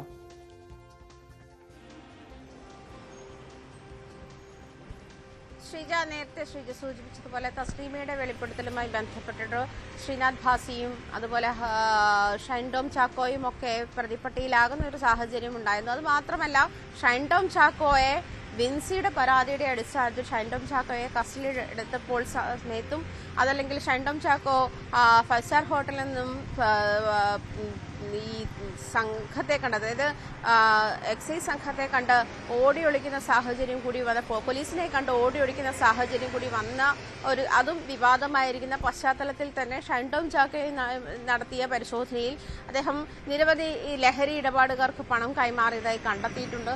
അത് ഷൈൻ ടോം ചാക്കോ തന്നെ സമ്മതിച്ചിട്ടുമുണ്ട്. ആ ഒരു സാഹചര്യത്തിൽ ഇത് കഞ്ചാവിന്റെ സോഴ്സ് എന്താണ്, സിനിമാ മേഖലയിൽ കഞ്ചാവിന്റെ മാത്രമല്ല രാസലഹരി ഉൾപ്പെടെയുള്ള ലഹരി വസ്തുക്കളുടെ സോഴ്സ് എന്താണ്, അത് സിനിമാ മേഖലയിൽ എങ്ങനെ എത്തുന്നു തുടങ്ങിയ കാര്യങ്ങളൊക്കെ വ്യാപകമായി അന്വേഷിച്ചുകൊണ്ടിരിക്കുന്ന ഒരു സാഹചര്യം കൂടിയുണ്ട്. എന്തായാലും ഇവരുടെ കയ്യിൽ എങ്ങനെയാണ് കഞ്ചാവ് എത്തിയത് എന്നുള്ള കാര്യത്തിൽ അത്തരം കാര്യങ്ങളൊക്കെ വ്യക്തമായി വരുന്നേ ഉള്ളൂ എന്നാണ് മനസ്സിലാക്കാൻ കഴിയുന്നത്. എന്നിരുന്നാൽ പോലും ഈ യുവതലമുറയിലെ ഈ സംവിധായകരുടെയും ഛായാഗ്രാഹകന്റെയും ഒക്കെ ഇൻവോൾവ്മെന്റ് ഇതിലുണ്ടായിരിക്കുന്നു എന്നുള്ളത് ഗൗരവകരമായിട്ടുള്ള ഒരു ഇടപെടലായിട്ടാണ് അതിനെ എക്സൈസ് കാണുന്നത്, അല്ലെങ്കിൽ പോലീസ് അതിനെ കാണുന്നത് അങ്ങനെയാണ്. അതുകൊണ്ട് തന്നെ വരും ദിവസങ്ങളിലും വരും മണിക്കൂറുകളിലും അതുമായി ബന്ധപ്പെട്ടുള്ള ചോദ്യം ചെയ്യലുകളും അതല്ലെങ്കിൽ അതുമായി ബന്ധപ്പെട്ടുള്ള അന്വേഷണങ്ങളും ഉണ്ടാകുമെന്നാണ് മനസ്സിലാക്കാൻ കഴിയുന്നത്. എന്തായാലും സിനിമാ മേഖലയിൽ നിന്നും പൂർണ്ണമായും ലഹരിയെ മാറ്റി നിർത്തുക എന്നൊരു ലക്ഷ്യം കൂടിയാണ് ഫിലിം ചേംബർ ഉൾപ്പെടെയുള്ള സംഘടനകൾ മുന്നോട്ട് വെക്കുന്നത്. ഇതിന് താഴെയുള്ള 7 സംഘടനകളും അതിനോട് കൈകോർത്ത് നിൽക്കുന്ന ഒരു സാഹചര്യം കൂടിയാണ് കഴിഞ്ഞ ദിവസങ്ങളിലൊക്കെ നമ്മൾ കണ്ടതും. എന്തായാലും ഇത്തരം നീക്കങ്ങൾ ഈ സംവിധായകരുടെ ഭാഗത്തു നിന്നും അതല്ലെങ്കിൽ സിനിമാ മേഖലയിൽ സിനിമാ പ്രവർത്തകരുടെ ഭാഗത്തു നിന്നും ഉണ്ടാകുന്നു എന്നുള്ളത് ഗൗരവതരമായ കുറ്റം തന്നെയാണ്. അതിനെ അത്തരത്തിൽ അങ്ങേയറ്റം ഗൗരവത്തോടു കൂടിയാണ് കാണുന്നത് എന്ന് വേണം മനസ്സിലാക്കാൻ. എന്തായാലും ഈ പറഞ്ഞതുപോലെ ഈ സ്റ്റേഷൻ ജാമ്യത്തിലാണ് 3 പേരെ വിട്ടിരിക്കുന്നതെങ്കിൽ പോലും അതൊരു സൂചന ആണ്. ഈ പറഞ്ഞതുപോലെ സിനിമാ മേഖലയിൽ ലഹരിയുടെ വ്യാപനം എത്രത്തോളം തീവ്രമാണ് എന്നുള്ളതിന്റെ സൂചന കൂടിയാണ് എന്നാണ് വ്യക്തമാകുന്നത്. എന്തായാലും ഷൈൻ ടോം ചാക്കോ നേരത്തെ പുള്ളിയുമായി അദ്ദേഹത്തെ ചോദ്യം ചെയ്തിരുന്ന ഒരു സാഹചര്യത്തിൽ ഇങ്ങനെ ഒരു വെളിപ്പെടുത്തൽ നടത്തിയിരുന്നത് സിനിമാ മേഖലയിൽ താൻ മാത്രമല്ല ലഹരി ഉപയോഗിക്കുന്നത്, ആ ഒരു സാഹചര്യം കൂടി കണക്കിലെടുക്കണം. കാരണം ഇതിപ്പം ഷൈൻ ടോം ചാക്കോയുടെ പേരിൽ അതിന്റെ ഒരു മറവിൽ മറ്റുള്ളവർ രക്ഷപ്പെടുന്ന ഒരു അവസ്ഥ കൂടി ഉണ്ട് എന്നുള്ള തരത്തിലുള്ള വെളിപ്പെടുത്തലുകളൊക്കെ നടത്തിയിരുന്നു. ഇത് തസ്ലീമയാണെങ്കിൽ പോലും സിനിമാ മേഖലയിലുള്ളവർക്ക് ലഹരി വിതരണം ചെയ്തിരുന്നുവെന്നുള്ള വെളിപ്പെടുത്തലെ തുടർന്നാണ് ഷൈൻ ടോം ചാക്കോയിലെയും ശ്രീനാഥ് ഭാസിയിലേക്കും ഇത്തരം സംശയം ഉണ്ടായതും അവരെ ചോദ്യം ചെയ്യുന്ന സാഹചര്യത്തിലേക്കുണ്ടായി. ശ്രീനാഥ് ഭാസി അതായത് കേസ് പോലും രജിസ്റ്റർ ചെയ്യാതെ മുൻകൂർ ജാമ്യത്തിന് ഹൈക്കോടതിയെ സമീപിച്ച സാഹചര്യം വരെ ഉണ്ടായിട്ടുണ്ട്. എന്തായാലും ഇത് ഈ സിനിമാ മേഖലയിലെ ലഹരി ഉപയോഗം അങ്ങേയറ്റം രൂക്ഷമാണ്, അല്ലെങ്കിൽ അങ്ങേയറ്റം വ്യാപനം നേടിക്കഴിഞ്ഞു ഇതിനകം എന്നുള്ള കാര്യത്തിൽ വ്യക്തതയുണ്ട്. അത് അനുസരിച്ചുള്ള പരിശോധനകളാണ് ഡാൻസ് ഓഫ് സംഘത്തിന്റെ ഭാഗത്തുനിന്നും ഉണ്ടാകുന്നതെന്നാണ് മനസ്സിലാക്കാൻ കഴിയുന്നത്. എക്സൈസ് മന്ത്രിയുടെ നിർദ്ദേശമുള്ളത് കൊണ്ട് തന്നെ മിക്കവാറും എല്ലാ സിനിമാക്കാരെ ചുറ്റിയും അതല്ലെങ്കിൽ എല്ലാ സിനിമാ സെറ്റുകളെ ചുറ്റിപ്പറ്റിയും ഇത്തരം പരിശോധനകൾക്ക് ഇനിയും സാധ്യതയുണ്ട്. ശ്രീജ. ആജ്ഞ രവീന്ദ്രനാണ് വിവരങ്ങൾ നൽകിയത് കൊച്ചിയിൽ നിന്ന്. അതായത് എക്സൈസ് മന്ത്രി കഴിഞ്ഞ ദിവസം പറഞ്ഞതുപോലെ സിനിമാ സെറ്റോ അല്ലെങ്കിൽ സിനിമയോ ഒരു പവിത്രമായ സ്ഥലമൊന്നുമല്ല പരിശോധന നടത്താതിരിക്കാൻ എന്ന് പറഞ്ഞപ്പോൾ അത് എത്രത്തോളം നടക്കും എന്ന കാര്യത്തിൽ സംശയങ്ങളുണ്ടായിരുന്നു. കാരണം മുൻകാലങ്ങളിൽ നമ്മൾ അത് കണ്ടിട്ടില്ല. പക്ഷേ ഇത് ആദ്യമായി മലയാള സിനിമയിൽ ഏറ്റവും സജീവമായി നിൽക്കുന്ന 2 സംവിധായകർ അവരുടെ പക്കൽ നിന്ന് കഞ്ചാവ് സഹിതം അവരെ അറസ്റ്റ് ചെയ്തിരിക്കുന്നു. അങ്ങനെ കഞ്ചാവ് സഹിതം അല്ലെങ്കിൽ ഉപയോഗിക്കുന്ന ലഹരി സഹിതം അറസ്റ്റ് ചെയ്യുന്ന സംഭവങ്ങൾ വളരെ കുറവായതുകൊണ്ടാണ് പലപ്പോഴും അതിൽ കൂടുതൽ അന്വേഷണത്തിലേക്കൊക്കെ പോകാൻ ഉദ്യോഗസ്ഥർക്ക് കഴിയാതെ വരുന്നത്. ഇനി ഈ ലഹരിയുടെ വല എവിടം വരെ നീളുന്നതാണ്, ഈ ചങ്ങല എവിടം വരെ നീളുന്നതാണ്, ഇവിടേക്ക് എവിടെ നിന്നാണ് കഞ്ചാവ് എത്തുന്നത്. ഹൈബ്രിഡ് കഞ്ചാവ് 1.6 ഗ്രാം മാത്രമാണ് പിടിച്ചെടുത്തിട്ടുള്ളത്. പക്ഷേ ഇവിടെ എവിടെ നിന്ന് എത്തുന്നു, എങ്ങനെ എത്തുന്നു, ഈ കാര്യങ്ങളിലൊക്കെ ഇനി വളരെ കൃത്യമായ ഒരു അന്വേഷണം നടക്കും എന്ന് തന്നെ പ്രതീക്ഷിക്കാം. മറ്റു വാർത്തകളിലേക്ക് പോകാം. കണ്ണൂരിൽ നിന്ന് കൊണ്ടുവന്ന ഡ്രഡ്ജർ മുതലപ്പുഴയിലേക്ക് കയറ്റാനുള്ള ശ്രമം ഇന്നും തുടരും. കടലിൽ ഒഴുക്ക് ശക്തമായതിനാലാണ് ഡ്രഡ്ജർ പുഴയിലേക്ക് കയറ്റാൻ ഇതുവരെ സാധിക്കാതിരുന്നത്. ഇന്നലെ പുഴ പൂർണ്ണമായി മുറിച്ചിരുന്നു. കാലാവസ്ഥ അനുകൂലമായാൽ ഡ്രഡ്ജർ അഴിമുഖത്തേക്ക് മാറ്റി മണൽ കയറ്റാൻ ആരംഭിക്കും. വിവരങ്ങളുമായി വി അരുൺ ചേരുന്നു. അരുൺ, ഇന്ന് എന്തൊക്കെ ഘടകങ്ങളെ ആശ്രയിച്ചിരിക്കും ഈ ഡ്രഡ്ജറിന്റെ പ്രവർത്തനം?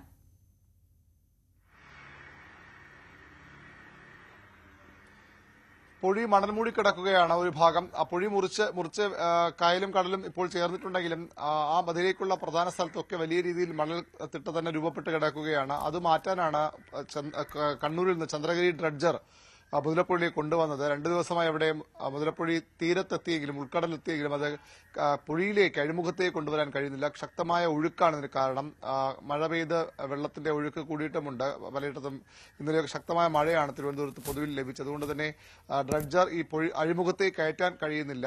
ഇന്ന് ആ ഒഴുക്ക് കുറഞ്ഞാൽ അഴിമുഖത്തേക്ക് ഡ്രഡ്ജർ കയറ്റും. ഡ്രഡ്ജർ അവിടേക്ക് എത്തിക്കുക എന്ന് വളരെ പ്രധാനപ്പെട്ടതാണ്. കാരണം ടൺ കണക്കിന് മണൽ ഇനിയും അവിടെ കൂടിക്കിടക്കുന്നു. അത് പൂർണ്ണമായും മാറ്റിയില്ലെങ്കിൽ വീണ്ടും ഈ പൊഴിമുഖം അടയുന്ന പ്രശ്നമുണ്ടാകും. അങ്ങനെ മത്സ്യബന്ധനത്തിന് തടസ്സമുണ്ടാകും. ഇപ്പോഴും ഈ പൊഴി മുറിച്ചുവെങ്കിലും മത്സ്യത്തൊഴിലാളികൾ കടന്നുപോകാൻ വലിയ ബോട്ടുകൾ കടന്നുപോകാൻ വിധത്തിൽ അവിടെ മണൽത്തിട്ട മാറിയിട്ടില്ല. അത് മാറ്റാൻ വേണ്ടിയാണ് ഡ്രഡ്ജർ കൊണ്ടുവന്നത്. പക്ഷേ ഡ്രഡ്ജർ ഇപ്പോഴും ഈ അഴിമുഖത്തേക്ക് അടുപ്പിക്കാൻ കഴിയുന്നില്ല എന്ന വലിയൊരു പ്രശ്നം നേരിടുകയാണ്. ഇന്ന് അത് അഴിമുഖത്തേക്ക് കൊണ്ടുവരാനുള്ള ശ്രമമാകും നടത്തുക.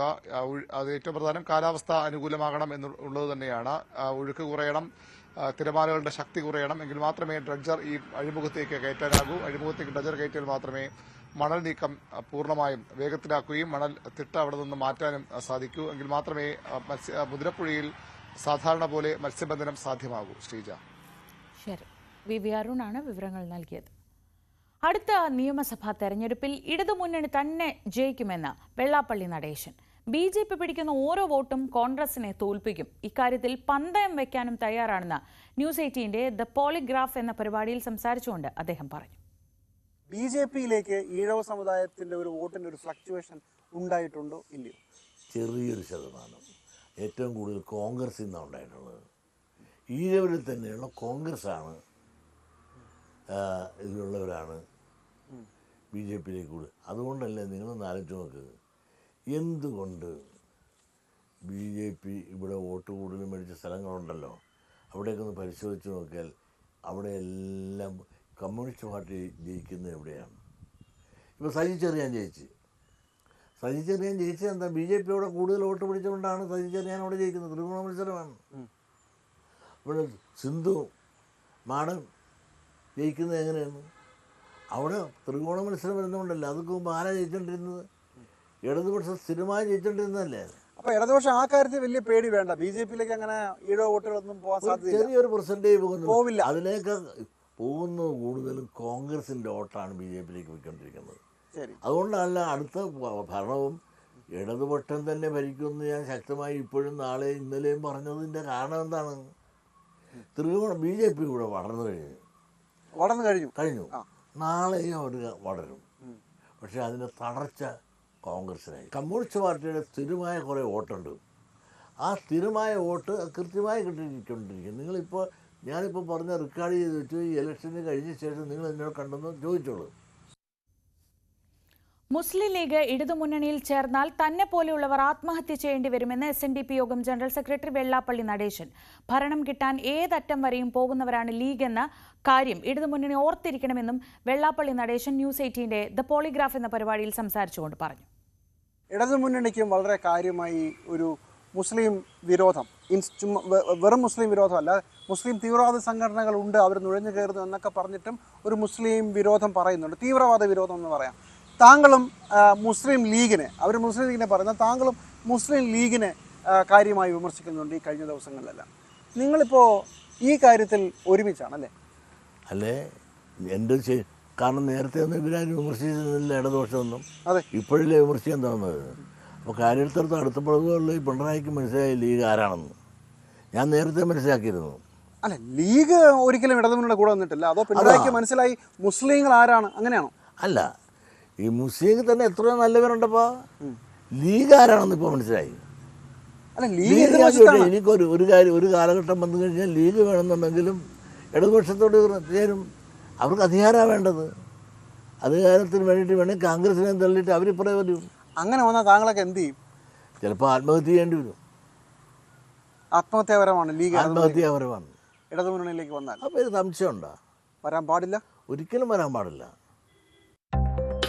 സത്യത്തിൽ താങ്കൾ ആരാണ്? വളരെ ബുദ്ധിമാനായ ഒരു സമുദായ നേതാവാണ്.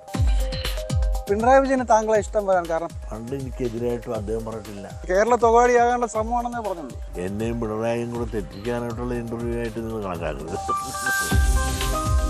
എങ്ങനെയാണ് ഈ ഒരുപാട് വള്ളങ്ങളിൽ ഇങ്ങനെ കാര്യമാക്കാൻ? എനിക്ക് വല്ല കാര്യം ഉണ്ടായിരുന്നാണ്. നല്ല കാര്യം ഉണ്ടായിരുന്നു. ഈ മുസ്ലിം ലീഗിനോട് ഇത്ര വിരോധം എന്താ? മുസ്ലിങ്ങൾ എത്രയോ നല്ലവരുണ്ടപ്പാ. അപ്പൊ അന്ന് അങ്ങനെ കുഴപ്പമുണ്ടായിരുന്നു, ഇപ്പൊ താങ്കൾ നന്നായി. ഞാൻ നന്നായി എന്ന് നിങ്ങളൊന്ന് വിചാരിച്ചോ? പിണറായി വിജയൻ കൊള്ളാമെന്ന് പറഞ്ഞു, മോദിയും കൊള്ളാമെന്ന് പറഞ്ഞു. ഏറ്റവും ഇഷ്ടം ആരെയാണ്? നിങ്ങൾ എന്തൊന്നും എന്നെ വെറുതെ കുറിപ്പിക്കാനാണ്.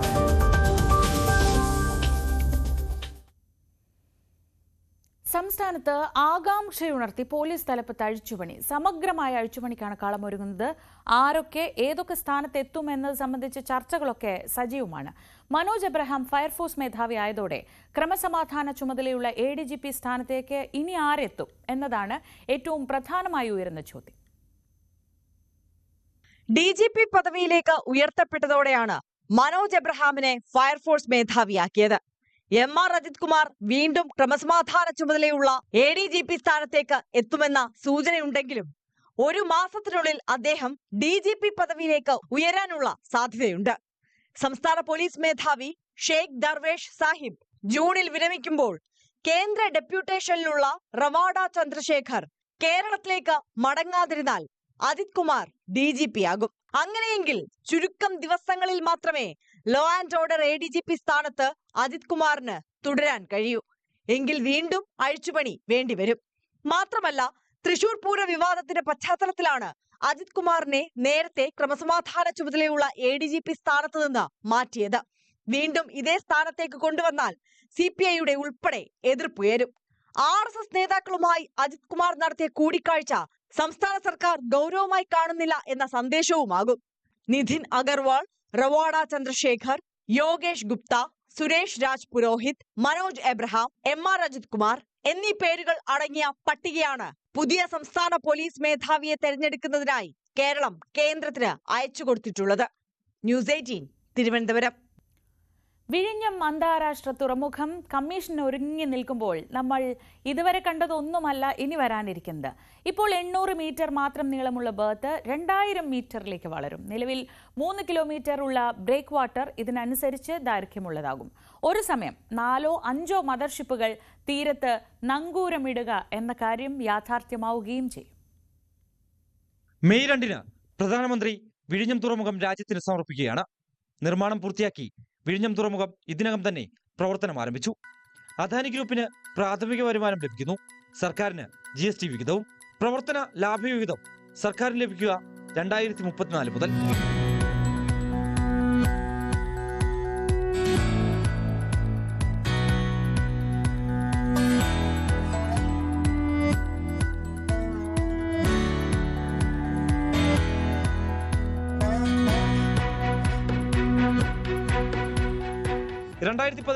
ഓഗസ്റ്റ് 17 മുതൽ തുടങ്ങിയ യാത്ര കടമ്പകൾ ഒരുപാട് തരണം ചെയ്തു.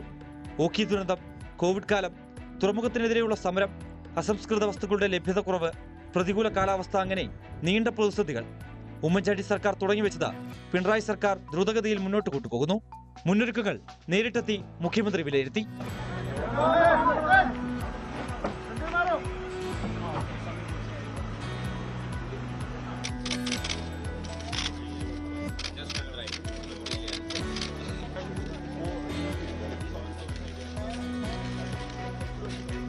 തുറമുഖത്തിന്റെ 1ാം ഘട്ട പ്രവർത്തനങ്ങൾ പൂർത്തിയായിട്ടുണ്ട്. ഡിസംബറോടെ 2ാം ഘട്ട പ്രവർത്തനങ്ങളും ആരംഭിക്കും. 1ാം ഘട്ടത്തിൽ ബെർത്തിന്റെയും പുലിമുട്ടിന്റെയും നിർമ്മാണ പ്രവർത്തനങ്ങളാണ് പൂർത്തിയായത്. 2700 മീറ്റർ പുലിമുട്ടിന്റെ നിർമ്മാണ പ്രവർത്തനങ്ങൾ പൂർത്തിയായിട്ടുണ്ട്. ഇനി 300 മീറ്റർ പുലിമുട്ട് നിർമ്മാണം നടക്കാനുണ്ട്. 2ാം ഘട്ടത്തിൽ ബെർത്തും പുലിമുട്ടും ആഴിമല ഭാഗത്തേക്ക് നീളും. വിഴിഞ്ഞം വമ്പൻ തുറമുഖമാകുമെന്ന് ഉറപ്പ്. നിലവിൽ 1ാം ബെർത്തിൽ MSCയുടേതടക്കം കൂറ്റൻ ചരക്ക് കപ്പലുകളാണ് എത്തുന്നത്. ഓട്ടോമാറ്റിക് നാവിഗേഷൻ സിസ്റ്റമാണ് തുറമുഖത്തിന്റെ പ്രവർത്തനങ്ങളെ നിയന്ത്രിക്കുന്നത്. Vessel navigation system 20 nautical mile അകലെയുള്ള മറ്റ് കപ്പലുകളിൽ നിരീക്ഷിക്കാവുന്ന രീതിയിൽ സജ്ജമാക്കിയിട്ടുണ്ട്. രാജ്യത്തിന്റെ സാമ്പത്തിക വികസനത്തിന്റെ വാതായനമായി മാറുകയാണ് വിഴിഞ്ഞം തുറമുഖം. ദ്രുതഗതിയിലാണ് തുറമുഖത്തിന്റെ പ്രവൃത്തികൾ മുന്നേറുന്നത്. പ്രധാനമന്ത്രി തുറമുഖം രാജ്യത്തിന് സമർപ്പിക്കുന്നതോടെ ഇന്ത്യയുടെ അഭിമാനമായി വിഴിഞ്ഞം മാറും. സന്തോഷ് മണക്കാടിനൊപ്പം VV വിനോദ്, ന്യൂസ് 18 തിരുവനന്തപുരം. ഹൈക്കോടതിയിൽ ജോലി തരപ്പെടുത്തി നൽകാമെന്ന് പറഞ്ഞ് പണം തട്ടിയെന്ന പരാതിയിൽ കേസെടുത്ത പോലീസ്. എറണാകുളം ചിറ്റൂർ സ്വദേശി ശ്രീകുമാറിന്റെ പരാതിയിൽ സെൻട്രൽ പോലീസാണ് കേസെടുത്തത്. പ്രതികൾക്കെതിരെ IPC 406, 420, 34 തുടങ്ങിയ വകുപ്പുകൾ പ്രകാരമാണ് പോലീസ് കേസെടുത്തിരിക്കുന്നത്. ജാമ്യമില്ലാ വകുപ്പുകളാണ് പോലീസ് ചുമത്തിയിട്ടുള്ളത്. 2013 എറണാകുളം ചിറ്റൂർ സ്വദേശി ശ്രീകുമാറിന് ഹൈക്കോടതിയിൽ അറ്റൻഡറായി ജോലി വാഗ്ദാനം ചെയ്ത് അകന്ന ബന്ധു കൂടിയായ തൃപ്പൂണിത്തുറ സ്വദേശി യമുന പണം വാങ്ങുന്നത്. യമുന പരിചയപ്പെടുത്തിയ കേരള ഹൈക്കോടതിയിലെ ഡ്രൈവറായ മോഹൻകുമാർ വഴി ജോലി തരപ്പെടുത്താമെന്നായിരുന്നു വാഗ്ദാനം. ഇതനുസരിച്ച് ശ്രീകുമാർ 2013 ഡിസംബർ 21 1 ലക്ഷം രൂപയുടെ ചെക്ക് നൽകി. തുടർന്ന് പലതവണയായി 5 ലക്ഷം രൂപ ശ്രീകുമാറിന്റെ കയ്യിൽ നിന്നും പണമായും ചെക്കായും പ്രതികൾ വാങ്ങിയതായും പരാതിയിൽ പറയുന്നു. ഹൈക്കോടതിയിൽ അറ്റൻഡർ നിയമനം പരീക്ഷ വഴി മതിയെന്ന തീരുമാനം വന്നതോടെ പ്രതികൾ ഉരുണ്ടുകളിക്കാൻ തുടങ്ങി. പരീക്ഷയ്ക്ക് ഒരാഴ്ച മുമ്പ് ചോദ്യപേപ്പർ എത്തിച്ചു നൽകാമെന്ന് പറഞ്ഞായിരുന്നു തുടർന്ന് തട്ടിപ്പ് നടത്തിയത്. 10ഓളം പേർക്ക് നിയമനം നൽകാനുണ്ടെന്നും പ്രതികൾ ശ്രീകുമാറിനോട് പറഞ്ഞു. ഒടുവിൽ ഒപ്പം പരീക്ഷ എഴുതിയ മറ്റു ചിലർക്ക് നിയമനം ലഭിച്ചതോടെയാണ് താൻ പറ്റിക്കപ്പെടുകയായിരുന്നെന്ന് ശ്രീകുമാറിന് മനസ്സിലായത്. പണം തിരികെ ചോദിച്ചതോടെ പ്രതികളുടെ മട്ടുമാറി. പണം വാങ്ങിയത് മോഹനാണെന്ന് യമുനയാണ് വാങ്ങിയതെന്ന് ഡ്രൈവർ മോഹനും പറഞ്ഞു തുടങ്ങിയതോടെയാണ് ശ്രീകുമാർ പരാതിയുമായി പോലീസിനെ സമീപിച്ചത്. എറണാകുളം സെൻട്രൽ പോലീസാണ് പ്രതികൾക്കെതിരെ കേസെടുത്തത്. സംഭവത്തിൽ അന്വേഷണം നടത്തിവരുന്നതായി പോലീസ് അറിയിച്ചു. ന്യൂസ് 18 കൊച്ചി. കോട്ടയം തിരുവാതുക്കലിൽ കൊല്ലപ്പെട്ട TK വിജയകുമാറിന്റെയും ഭാര്യ മീരയുടെയും സംസ്കാരം ഇന്ന് നടക്കും. വൈകിട്ട് 3-ന് വീട്ടുവളപ്പിലാണ് സംസ്കാരം. അതിനു മുൻപ് കുടുംബത്തിന്റെ ഉടമസ്ഥതയിലുള്ള ഇന്ദ്രപ്രസ്ഥം ഓഡിറ്റോറിയത്തിൽ മൃതദേഹം പൊതുദർശനത്തിന് വയ്ക്കും. ശ്രീജിത്ത് വിവരങ്ങളുമായി. ശ്രീജിത്ത്, വിജയകുമാറിന്റെയും മീരയുടെയും അതിദാരുണമായ കൊലപാതകത്തിന് ശേഷം പ്രതിയെ പിടികൂടി അതിനൊക്കെ ശേഷമാണ് ഈ സംസ്കാര ചടങ്ങുകൾ ഇന്ന് നിശ്ചയിച്ചിട്ടുള്ളത്. എപ്പോഴത്തേക്കാണ് സംസ്കാരം? എന്തൊക്കെയാണ് അവിടെ നിന്നുള്ള വിവരങ്ങൾ?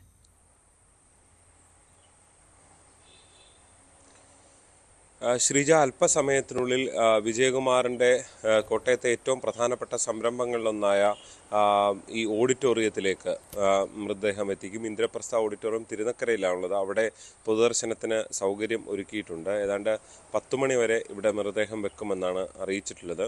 ഇതിനുശേഷമാണ് തിരുവാതുക്കൽ ജംഗ്ഷൻ സമീപമുള്ള ശ്രീവത്സം വീട്ടിലേക്ക് മൃതദേഹങ്ങൾ എത്തിക്കുക. അവിടെ പൊതുദർശനത്തിനുള്ള ക്രമീകരണങ്ങൾ അവിടെയുമുണ്ട്. എന്തായാലും ഉച്ചയ്ക്ക് ശേഷം 3 മണിയോടുകൂടിയാണ് സംസ്കാര ചടങ്ങുകൾ എന്നാണ് ബന്ധുക്കൾ നൽകുന്ന വിവരം. ഇതിനു വേണ്ടിയുള്ള ഈ വീട്ടുവളപ്പിൽ തന്നെയാണ് സംസ്കാര ചടങ്ങിനുള്ള ക്രമീകരണങ്ങളും ഒരുക്കിയിരുന്നത്. വിജയകുമാറിൻ്റെ മകൾ ഗായത്രി വിദേശത്തായിരുന്നു, അമേരിക്കയിലായിരുന്നു. അവർ ഡോക്ടറാണ്. അവർ കഴിഞ്ഞ ദിവസമാണ് എത്തിയത്. അതാണ് സംസ്കാരം ഇത്രയും വൈകാനുള്ള സാഹചര്യം. മറ്റ് ബന്ധുക്കളുമായൊക്കെ ആലോചിച്ചുകൊണ്ട് സൗകര്യപ്രദമായൊരു ദിവസം എന്ന നിലയിൽ ഇന്ന് സംസ്കാരം തീരുമാനിക്കുകയായിരുന്നു. എന്തായാലും ആ വീട്ടിൽ ഗായത്രി വിദേശത്താണ്. അവശേഷിക്കുന്ന എല്ലാവരും ഇല്ലാതാകുന്ന ഒരു ദയനീയമായ ഒരു സ്ഥിതിവിശേഷമാണ് ഉള്ളത്. ആ വീട്ടിൽ ഇനി താമസിക്കാൻ സത്യത്തിൽ ആ വീട്ടിനുണ്ടായിരുന്ന ആരും ഇല്ല എന്ന നിലയിലേക്ക് കാര്യങ്ങൾ എത്തുകയാണ്. എന്തായാലും പ്രതിയെ സംബന്ധിച്ച് പ്രതിയുടെ കസ്റ്റഡി അപേക്ഷ പോലീസ് കഴിഞ്ഞ ദിവസം ഇട്ടിരുന്നു. നാളെ കോടതി ഇത് പരിഗണിച്ച് കസ്റ്റഡി ലഭിക്കും എന്നാണ് നമുക്ക് ലഭ്യമാകുന്ന വിവരം. ഇനി കേസന്വേഷണം തുടർന്ന പോലീസിൻ്റെ നടപടിക്രമങ്ങൾ ഒരുപാട് പൂർത്തിയാകാനുണ്ട്. വിശദമായ മൊഴി വീണ്ടും രേഖപ്പെടുത്തേണ്ടതുണ്ട്. ഇതിനായുള്ള നടപടിക്രമങ്ങളുണ്ട്. ഇയാൾ പോയ സ്ഥലങ്ങളിലൊക്കെ ഒരു പക്ഷേ വീണ്ടും ഒരു പരിശോധന, തെളിവെടുപ്പ് ഒക്കെ പോലീസിന് നടത്തേണ്ടതുണ്ട്. ഇത് നിരവധി തെളിവുള്ള കേസാണ്. പക്ഷേ ഒരു ശക്തമായ കുറ്റപത്രം തയ്യാറാക്കുന്നതിനാവശ്യമായ നടപടിക്രമങ്ങൾ പോലീസിനെ സംബന്ധിച്ചുണ്ട്. അത് വീണ്ടും നാളെ മുതൽ ആരംഭിക്കും എന്നാണ് നമുക്ക് ലഭിക്കുന്ന വിവരം. അങ്ങനെയാണ്. എന്തായാലും വൈകാതെ മൃതദേഹം പൊതുദർശനത്തിനായി ഈ ഇന്ദ്രപ്രസ്ഥം ഓഡിറ്റോറിയത്തിലേക്ക് എത്തിക്കും. ശ്രീജിത്ത്, ഈ വീട്ടിൽ ആരുമില്ല എന്നൊക്കെ പറഞ്ഞപ്പോഴാണ് ഈ വിജയകുമാറിന്റെ മകൻ ഗൗതമിന്റെ മരണവുമായി ബന്ധപ്പെട്ട് CBI നടത്തുന്ന അന്വേഷണം തുടരുകയാണല്ലോ. ഇപ്പോൾ ഈ കൊലപാതകം നടന്നതിന് പിന്നാലെ അവർ അവിടെ പോലീസ് സ്റ്റേഷനിൽ നിന്നൊക്കെ വിവരങ്ങൾ ശേഖരിക്കുകയും ചെയ്തു. ആ കേസിന്റെ അന്വേഷണം ഏത് ഘട്ടത്തിലാണ് ഉള്ളത്? അത് ഒരു കൊലപാതകം തന്നെയാണ് എന്ന് കൃത്യമായി ഈ അന്വേഷണത്തിന് ഉത്തരവ് നൽകിക്കൊണ്ട് കോടതി പറഞ്ഞ സാഹചര്യത്തിൽ അതുകൂടി വളരെ ഗൗരവമായി അന്വേഷിക്കേണ്ടി വരില്ലേ?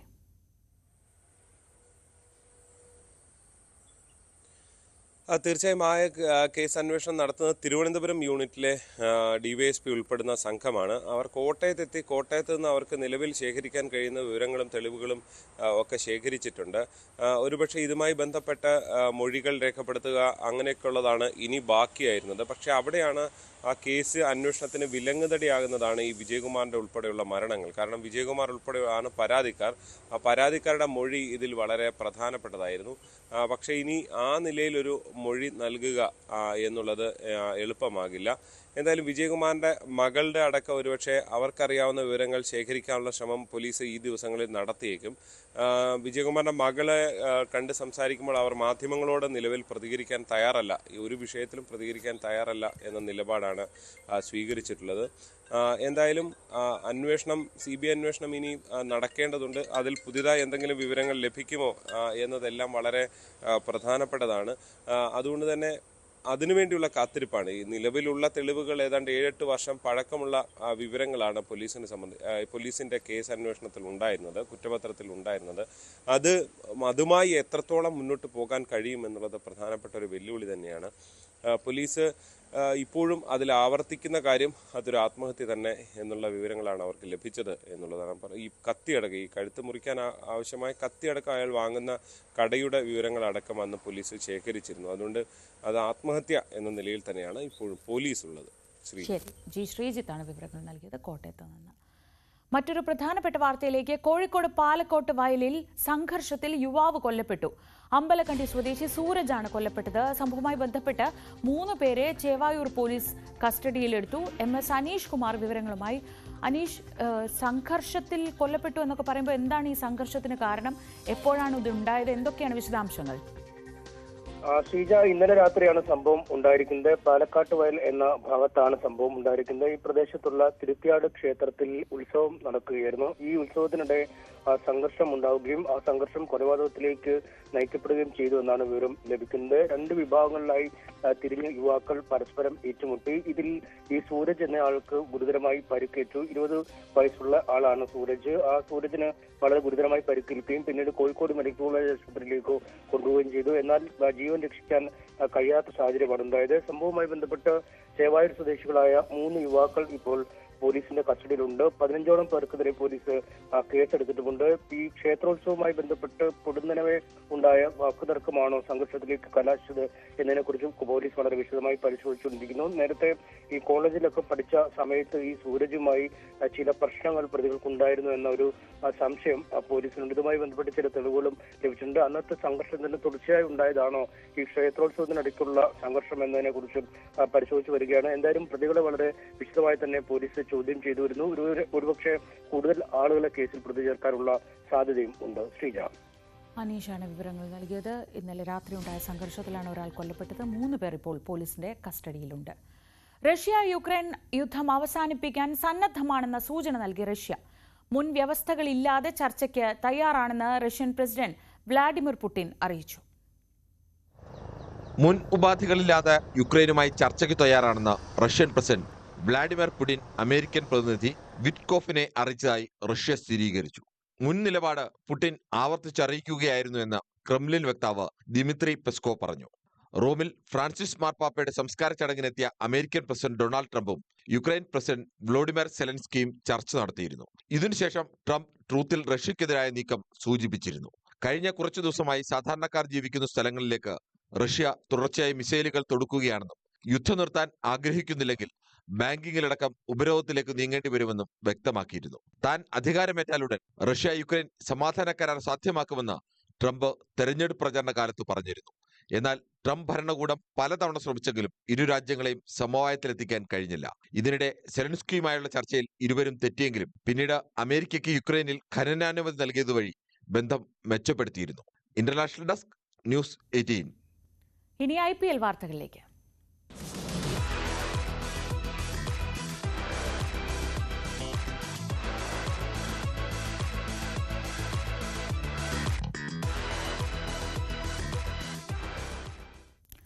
IPL-ൽ ഇന്ന് 2 മത്സരങ്ങൾ. ആദ്യ മത്സരത്തിൽ മുംബൈ ഇന്ത്യൻസ് ലക്നൌ സൂപ്പർ ജയൻസിനെ നേരിടും.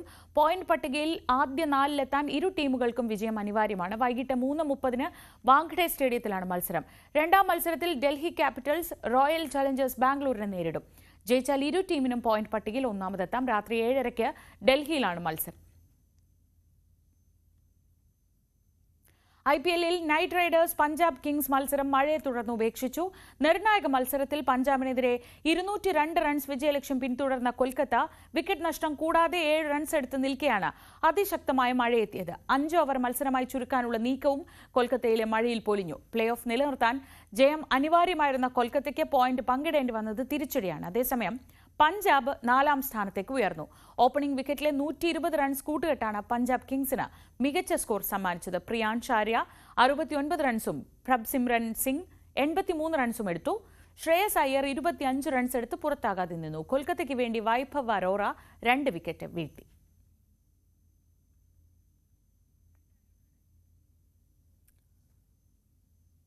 PK ശ്രീമതിയെ CPM സംസ്ഥാന സെക്രട്ടേറിയറ്റിൽ നിന്ന് വിലക്കി പിണറായി വിജയൻ. CPM സംസ്ഥാന സെക്രട്ടേറിയറ്റിൽ പങ്കെടുക്കാൻ അനുവദിച്ചില്ല. സംസ്ഥാനത്ത് ഇളവൊന്നും നൽകിയിട്ടില്ലെന്ന് ശ്രീമതിയോട് പിണറായി അറിയിക്കുകയായിരുന്നു. VV അരുൺ വിവരങ്ങളുമായി. അരുൺ, എന്താണ് വിശദാംശങ്ങൾ?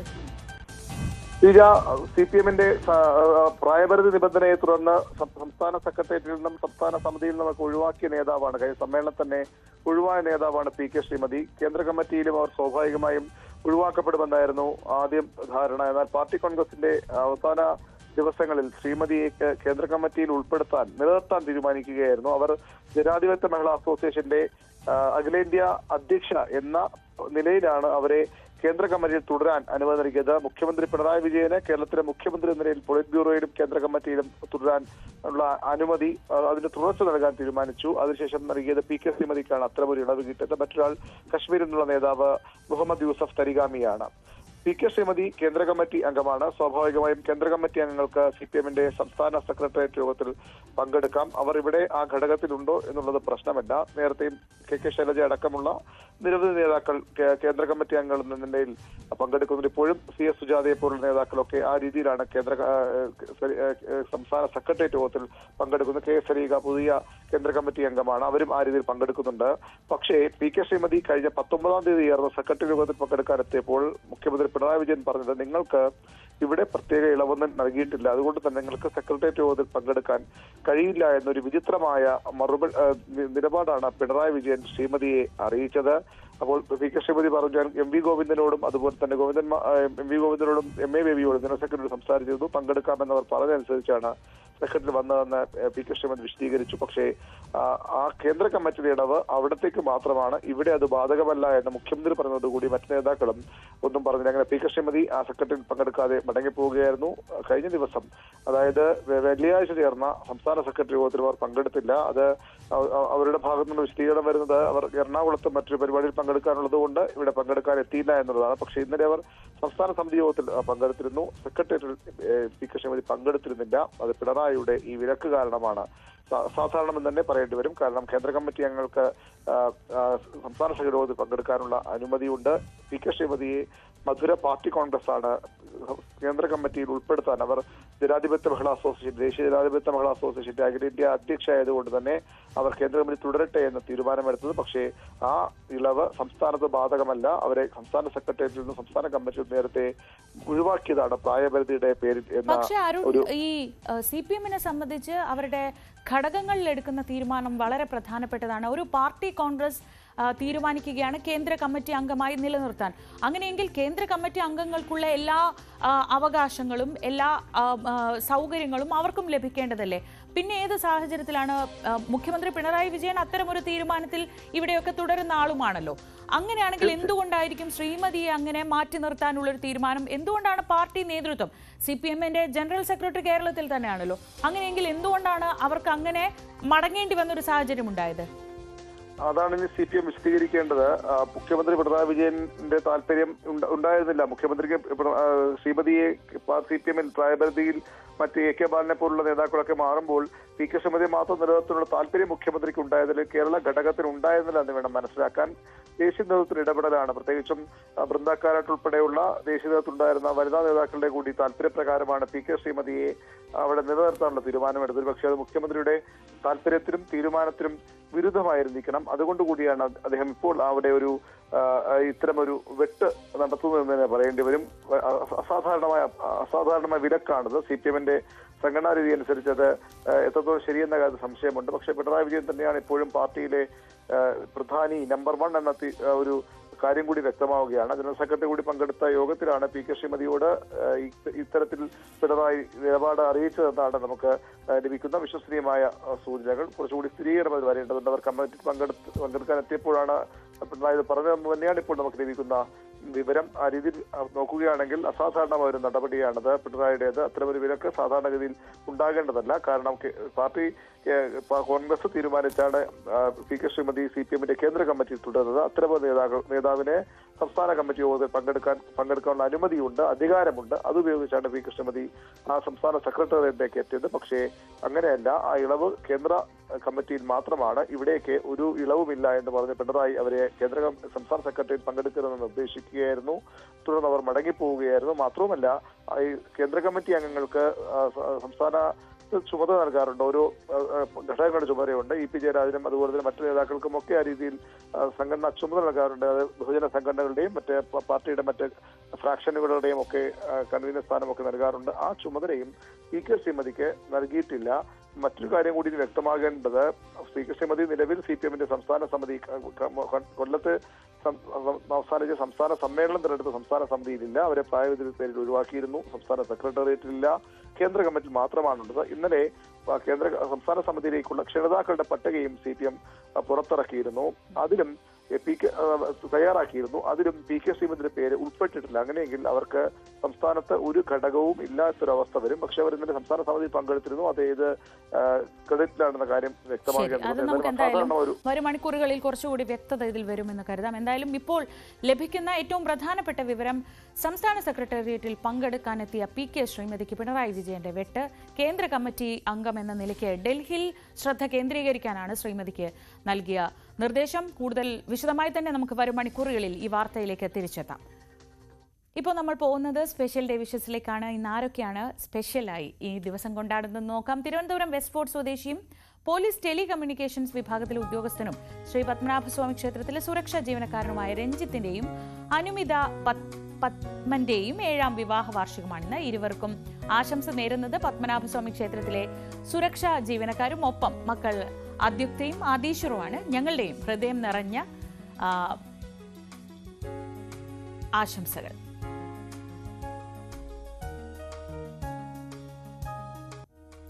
കൊല്ലം മൈലാപ്പൂർ സ്വദേശികളായ ഫാത്തിമയുടെയും ഷിയാസിന്റെയും മകൻ മുഹമ്മദ് ഐബക്കിന്റെ 2ാം പിറന്നാളാണ്.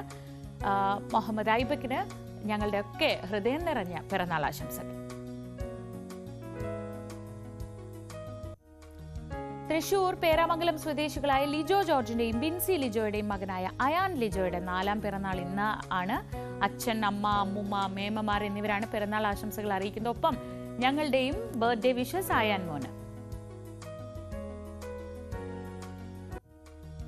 എടക്കാട് കുണ്ടുപറമ്പ് ദിനേശൻ ബിന്ദു ദമ്പതികളുടെ മക്കളാണ് ഐശ്വര്യയും അക്ഷയും.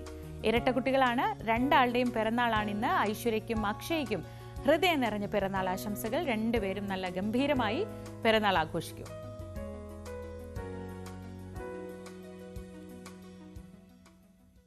അതേപോലെ നമ്മൾ രാവിലെയിൽ ഒരു ചെറിയ ബ്രേക്ക് എടുക്കുന്നു. ഇനി പോകുന്നത് പോലീസ് പെട്രോളിലേക്കാണ്. ടോം കുര്യാക്കോസ്.